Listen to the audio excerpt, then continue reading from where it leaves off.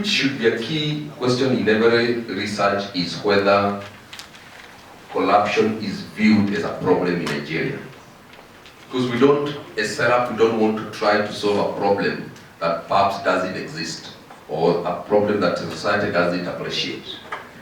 As expected, 96.2% of the respondents answered this to affirmative, that yes, corruption is a problem in Nigeria. But then again, there is that marginal percentage of, I think, 3.8% that doesn't, for one reason or the other, think corruption is a problem in this country. 1.6% of the respondents in the survey identified the traditional rulers and institutions as the source of information and influence of corruption. Just 1.6%. And 9.8% identify religion as the same. That is, as their source of information of corruption and the influence on whether the news they get about corruption, which of course affects what they do about corruption or not. So the question is, how then do we now use social norms within the context of Nigeria, where we know the influence, the practical influences of religion and tradition on the people? I mean, there was this mention of church, the statistics is there. So some things happen to us, and we are where we are today. So what you see now is a collective acceptance of bad behavior that is everywhere. But in our culture, we do not have anything that supports corruption. Fine, there may be, because they'll tell you that the culture of the people is found in its proverbs, in its stories, in its myth. There are some proverbs that you hear and you want you to, you wonder, like, something like you don't walk in the garden, you don't tend the tree, maybe a mulberry tree. Thank you very much. Like you don't tend the tree and then take the bad part of it. Are you getting it? But still within the fundamentals of our culture, we have never been pro-corruption, and what you see now is an aberration. Let this sink in. Nigerians are not pathologically corrupt. There is nothing in our genes that make us corrupt. Suppose most of the religions detest,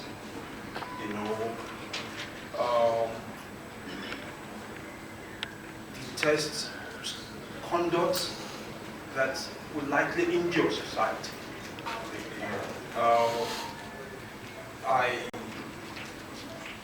I do not know about any religion that condones, I repeat,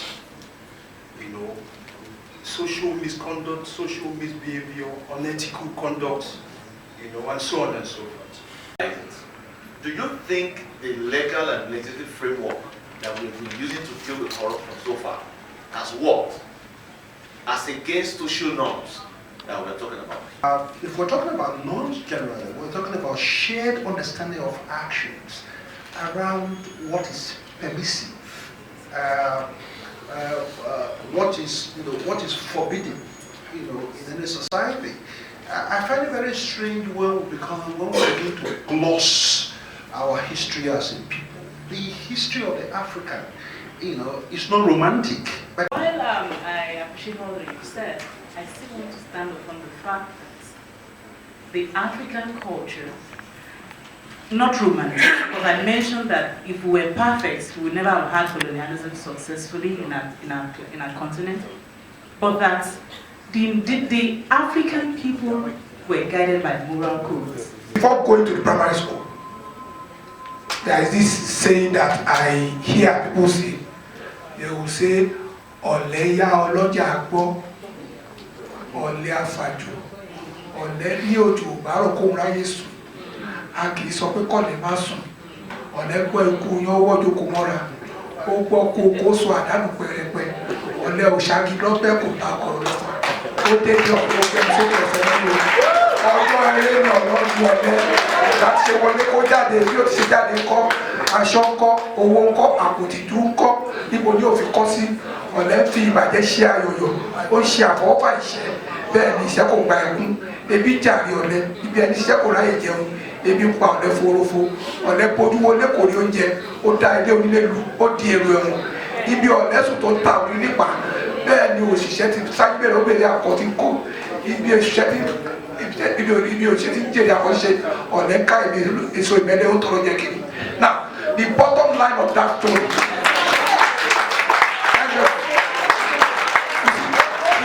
the bottom line of that story is that in the days past hard work is the main thing. There's no best way. You know, there could be viable options. Because what is best is value laden. And it is problematic. Who defines what is best?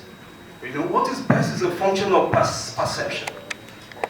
It depends on the ideological orientation of whoever is defining what is best. And from the report, we found out that more than 93% of Nigerians get their news, their information and influence on anti-corruption, on the social media and internet in general. So, is regulating the social media a viable option when we're talking of social norms against anti-corruption? There are no best options because we're in a postmodern era where there is no single truth. Because the truth is different from mine. And we need to understand that it breeds tolerance. So I'm going to say this, that like he said, the family units. You see, there are theories about socialization because that is where we get our social norms from. So we have the one that we have learned from our families, from our society. But right now where we are, it is a mechanism of dealing with the recurring social problem that we have, which is corruption, that we should be looking at as one of the options of combating corruption in Nigeria. So it's a recurring problem. The point is this, the social media space is a space for ventilating citizens' aspirations. Since 1999, every successive government, every successive administration that came into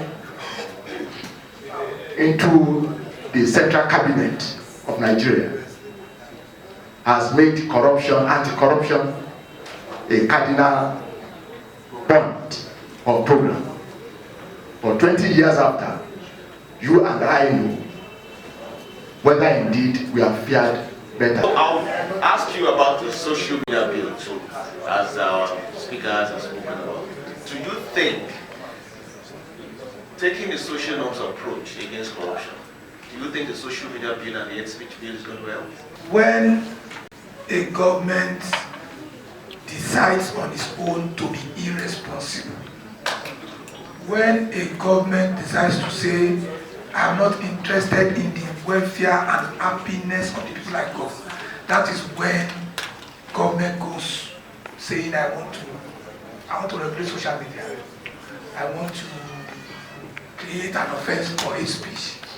Because to me, it should not concern a responsible government what is happening on those forums. What I think a government that is responsible should concern itself with is how to make life meaningful for the benefit of Nigerians. To me, a government that is not able to provide for the security and welfare of the citizens, to me, is a band of armed robbers. Your husband has no job that could get him a car. He comes in with a car. And you as a wife, my husband is now making it. And you really know he has no job. My dear, where you see this motor? You're supposed to ask. Because when they nab him, it will contact you, it will touch you. So now for me, there are three issues I can put up for this. Tribalism, the people, and religion. Now for tribalism, for me, I feel tribalism is a great issue in Nigeria. In fighting the issue of corruption, now we're talking about the hate speech bill being signed into law and in process already. Now, at some point, I work with Ikechukwu, I'm a media practitioner and a lawyer also. So we checked out that bill and we saw that there were many things that were stated there that wasn't clearly said what constituted so and so, or what constituted that. Now, if we have to follow what was in the bill, it will mean that some people might be cheated tribally in the country, and when they will stand up to speak for their rights, they will present the bill to them as a law and say, because you said this against this person from this tribe, this is what will happen to you. So in that point also, you are taking us out of the democracy that we are saying that we're practicing. The following people: Mr. Aaron Atima, Special Advisor to Media and Communication to the Minister of Power. Thank you, sir. Mrs. Madi Asagba, International President, African Women Lawyers Association. Mrs. Tomi Ajayi and Mrs. Nihilola Alukoloku from African Women Lawyers Association. Thank you for coming. Social norms just means accepted behaviors, attitudes, values, beliefs in the society that we all accept. If Yahoo, for instance, as you've mentioned, is acceptable, then someone should be able to write where your occupation is in the form and put Yahoo. My name is Mwangi Kepafe. I'm a consultant from Kenya, working with SERAP on anti-corruption. SERAP is a national organization based here in Lagos and have offices in Abuja. Their work is basically to campaign against corruption in Nigeria. So what we've done is that we have conducted a national research on norms, social norms that drive corruption in this country. It was all about trying to establish the beliefs, the attitudes, the norms that surround the whole issue of corruption. What are these societal attitudes that people have that may serve to either drive, motivate, or even reduce corruption? So that was the basis of the study and the research. We did it across all the 6 geopolitical zones, and then we sampled people from 6 different states across these geopolitical zones. In total, we spoke to 2,549 respondents.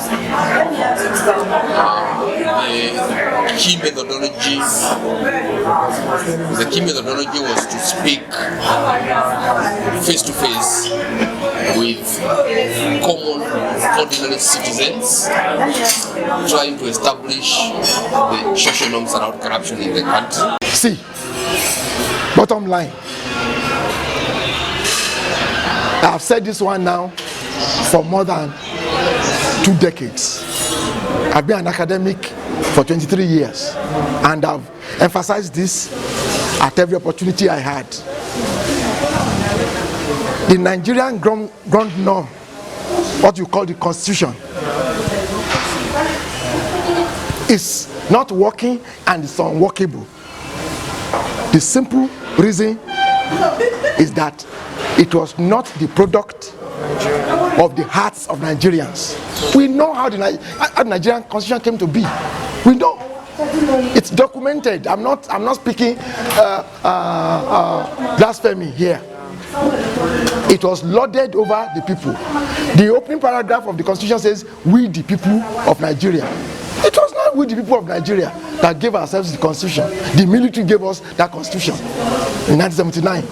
In 1999, out of the euphoria of transition after Abacha died, we simply changed words here and there and converted it to 1999 constitution. We have been sitting with it for 20 years. So, look, whenever the foundation is faulty, whatever you put on the foundation cannot stand. It's commonsensical. It's logical. So here we are. Now, because the structures of the state are flawed, they are fractured, they are fictitious, they are fraudulent, it means the people need to look inwards into what else would work. State structures are dysfunctional. Normative frameworks are dysfunctional. Where do we go from here? Abandon it or find alternatives? That is the reason why we came up with this thing of looking inwards into what worked at the indigenous level. Before the white man came to lord over us this colonial heritage that has become anachronistic, how the governance work among the indigenous peoples of Nigeria. That's all I've canvassed. The intention was to cover every part of this country. So in terms of geopolitical zones, we went to all of them. We went to southeast, we went to northeast, we went to northwest, we went to north central, we went to southwest. Basically the idea was to cover the whole country.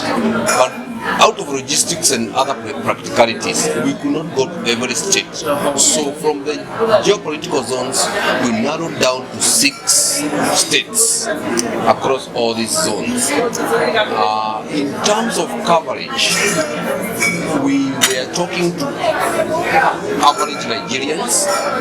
The methodology was simple random sampling, meaning that for a start, before starting, everybody had an equal chance of being picked. We spoke to people across all ages, men and women, people in urban areas, people in rural areas. We spoke to people who are in working class, people who are not working. So the idea was to make the sample as inclusive as possible. So in the findings, in the report, you find that there are people of different ages who are interviewed, there are people of different occupations, just to make sure that the study is as rich as possible. How will work for Nigeria and Nigerians? That is what we should be investigating. Remember, I did not say go and gather lawyers. I didn't say go and gather these experts. I said gather people from all walks, all disciplines. One size will not fit all. So penologists, those whose discipline is penology, should come forward. Criminologists should come forward. Sociologists, anthropologists should come forward. Theologians must come forward. Let us investigate what would work. If a minister in Nigeria, if a governor in Nigeria dreads the repercussions of swearing by gun, then gun, why not make him swear by then gun, an assumption of office? People go to court to tell lies, and everybody lifts hand up. I swear that the testimony I give in this court shall be the whole truth, nothing but the truth, so help me God. They lift hand, and then the guy begins to say, I saw him, I didn't saw him, I didn't see him, he didn't wear this, he was not there, this one was there, when he is lying through his teeth. But if you give him water from the river in his village, you tell him this is water from River Oni, take this calabash in your hands. Nothing added to the water. Just water from his village. Take in your hand. Swear that the testimony you will give in this court will be the truth. Swear. He will not mince words. His testimony will be angelic truth. 1000% correct.